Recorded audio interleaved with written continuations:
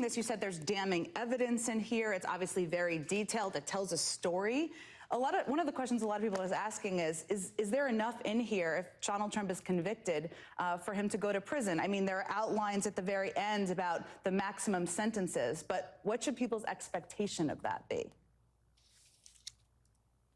Well, it should not be whatever the maximum sentence is. There are sentencing guidelines that govern sentencing, which will be dramatically less than the total, statutory maximum of all of these crimes combined.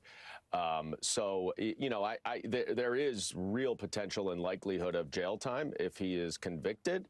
And the concern, I think, for many right now is that the judge that it was assigned to is a judge who has demonstrated unusual and somewhat lawless bias towards Donald Trump in favor of him, and was seriously rebuked by the Court of Appeals when she issued an order related to the search warrant of Mar-a-Lago. So I think the Department of Justice will have to evaluate whether or not they would seek recusal, and whether that judge would determine that there's at least an appearance of bias that would warrant her recusal. But she would have control over the sentencing. And you're, of course, referring to Judge Aileen Cannon, who has ruled in Trump's favor in the past.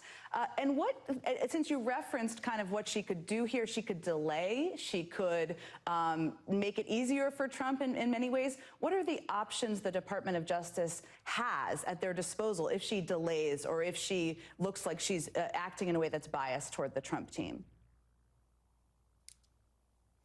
Well, if she goes forward and decides not to recuse, there are lots of different ways that she can put her thumb on the scale, some of which will be appealable to the Court of Appeals. Certainly, if, for example, she dismisses the indictment, that would be immediately appealable.